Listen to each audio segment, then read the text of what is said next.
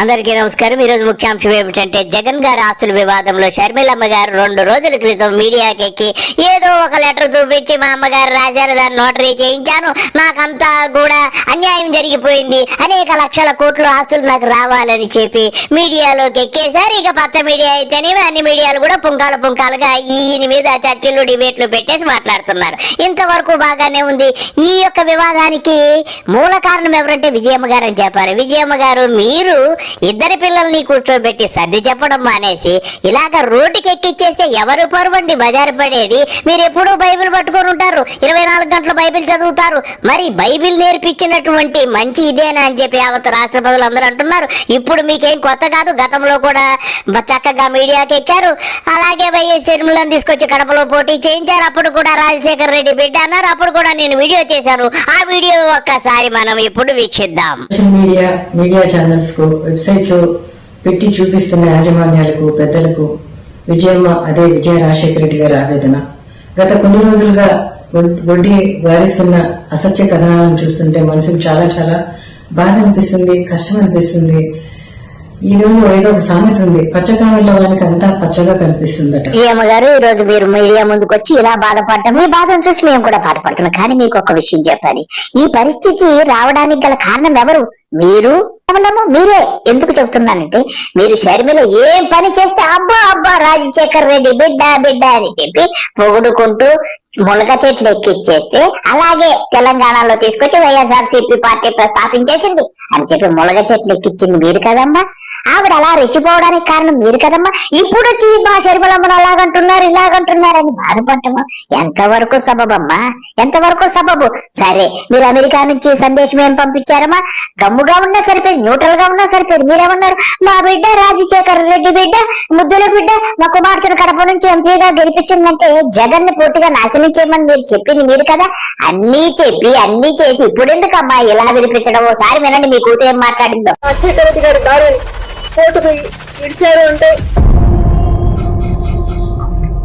అలాంటి కొడుకుని ఎందుకు కన్నాను? అలాంటి కొడుకుని చంపేస్తే బాగుండు కదా చిన్నప్పుడు.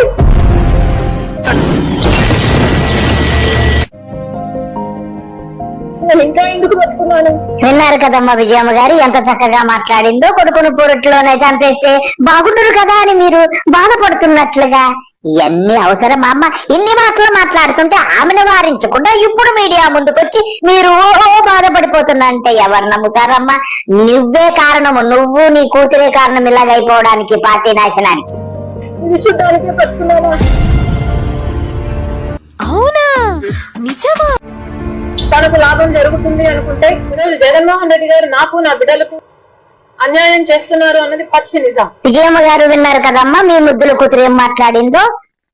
ఆమెకేదో అన్యాయం జరిగిపోయిందట. పచ్చి నిజాలంట, ఎండి నిజాలంట, ఇవన్నీ ఎవరింటారమ్మా? ఇంట్లో కూర్చొని పరిష్కరించాల్సింది పోయి మీరు కూడా మీడియాకు వచ్చేసి లేఖలు ఇచ్చేసేసి ఇలాగా అల్లకల్లోలం సృష్టించేసి మీ పరువును మీరు తీసుకున్నారు తప్ప పచ్చ మీడియాను ఇంకొకరెవరో చేశారడం మాత్రము ఎంత మాత్రము సబబు కాదు. ఇప్పటికైనా మీకు బుద్ధి ఉంటే ఆ మనిషి నోరు అదుపులో పెడితే మీరు బాగుంటారు, మీ పార్టీ బాగుంటుంది, మీ అబ్బాయి బాగుంటాడు, అందరూ బాగుంటారు. గత 2 సంవత్సరాల కింద జరిగిన నా కార్ యాక్సిడెంట్ ను ఈ రోజు నా కొడుకు ముడిపెట్టి అదో కథ అడుగుతున్నారు. నా మనవ దగ్గరికి పోతే అదో కథ. ఈ రోజు షర్మిలమ్మ నా కూతురే కాదంటున్నారు. విజయమ్మ గారు, వీటన్నిటికీ మీరు కాదమ్మా కారణము. షర్మిలమ్మ వాళ్ళ కొడుకు పెళ్లికి, రాజోరెడ్డి పెళ్లికి వెళ్లిపోయి ఎవరి దగ్గరికి? మీ భద్రశత్రువైనటువంటి చంద్రబాబు ఇంటికి వెళ్ళిపోయి పసుపు చీర కట్టుకొని, పచ్చపూలు పెట్టుకొని, మళ్ళా పవన్ కళ్యాణ్ ఇంటికి వెళ్ళిపోయి జల్ల చీర కట్టుకొని, ఇన్ని రకాలుగా యాక్షన్ చేసిన బడిజని మీరు వారించకుండా ఎవరో బయట చేశారంటా వింటమ్మా. ఎంతవరకు సబబిది? మీ చెట్టుని మీరు నరుక్కున్నారనే జ్ఞానం ఇప్పటికైనా మీకు వస్తుందో రాదో నాకు తెలియదు. మీ కారణం. మీ విజయమ్మను రాజశేఖర రెడ్డి గారిని అభిమానించేవారు, వారికి రాజశేఖర రెడ్డి గారిని ప్రేమించే వారికి యావత్ కడప లోక్సభ నియోజకవర్గ ప్రజలందరికీ నా విన్నపం. రాజశేఖర రెడ్డి గారిని ఏ విధంగా మీరు అభిమానించారు, ఏ విధంగా హక్కును తీర్చుకున్నారు, ఏ విధంగా నిలబెట్టుకున్నారు, ఆయన కూడా ఆయన ఊపిరున్నంత వరకు. మీ విజయమ్మను రాజశేఖర రెడ్డి గారిని అభిమానించేవారు, వారికి రాజశేఖర రెడ్డి గారిని ప్రేమించే వారికి యావత్ కడప లోక్సభ నియోజకవర్గ ప్రజలందరికీ నా విన్నపం. రాజశేఖర రెడ్డి గారిని ఏ విధంగా మీరు అభిమానించారు, ఏ విధంగా హక్కును చేర్చుకున్నారు, ఏ విధంగా నిలబెట్టుకున్నారు. ఆయన కూడా ఆయన ఊపిరి ఉన్నంత వరకు ప్రజాసేవలో మీకే అంకితమయ్యారు. మీకు సేవ చేస్తానే ఆయన చనిపోయారు. ఈరోజు ఆయన ముద్దు బిడ్డ షర్మిలమ్మ పార్లమెంట్ కంటెస్ట్ చేస్తా ఉంది. ఈరోజు ఆ బిడ్డను ఆశీర్వదించమని, పార్లమెంట్కి పంపమని, ఆయనలాగా మీకు సేవ చేసే అవకాశం ఆమెకి ఇవ్వమని వాళ్ళందరినీ ప్రార్థిస్తున్నాం. విజయమ్మ గారు, మీరు గతాన్నంతా మర్చిపోయినట్టున్నారు. అసలు రాజశేఖర్ రెడ్డి చనిపోవడానికి కారణం కేవలం కాంగ్రెస్ పార్టీ అని చెప్పి మీరు మీ కుటుంబం మొత్తం యావత్తు అప్పుడు చనిపోయినప్పుడు దగ్గోలు పెట్టి ఏడ్చారే. మరి అటువంటి కాంగ్రెస్ లోకి శర్మలను వెళ్ళిపోతానే శర్మలమ్మకు ఓటేయండి రాజశేఖర్ రెడ్డి ముద్దు బిడ్డ అని చెప్పి మీరు జగన్ ఓడించండి అని ఇండైరెక్ట్ గా చెప్పడమే కదా. ఇన్ని పనులు చేసి ఇప్పుడు వచ్చి మీడియా ముందుకో మీరు ఏమేమో మాట్లాడితే ఎవరు నమ్ముతారమ్మా? మీకు ఒక స్టాండ్ ఉండాలి కదా.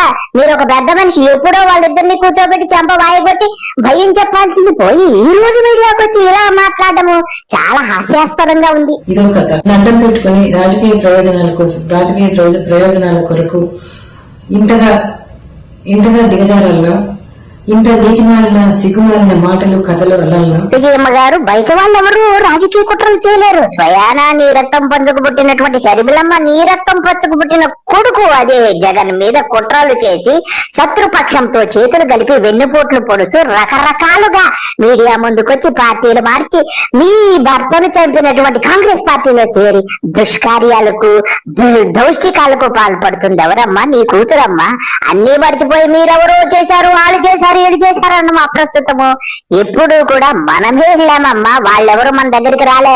పసుపు చీర కట్టుకెళ్ళి నేను ద్రోహాలు చేస్తానని చెప్పింది నీ కూతురు కాబట్టి ఇంతకంటే నీకేం చెప్పలేము. ఇప్పటికైనా మీరు తెలివి తెచ్చుకొని కాసింత మీరు పెద్ద మనిషిగా వ్యవహరించి ఈ యొక్క కుంపటిని ఆర్పకపోతే ఇలా మీడియాల ముందుకు వచ్చి మాట్లాడిన దాని వల్ల ఎవరికి ఉపయోగం లేదు. మీ మీద ఇంకా బురద జల్లే కార్యక్రమాలు చేస్తారు తప్ప ఇంకెంతకంటే ఏం చేయరు. మీకు ఇంకా చెప్పి కూడా వేస్ట్.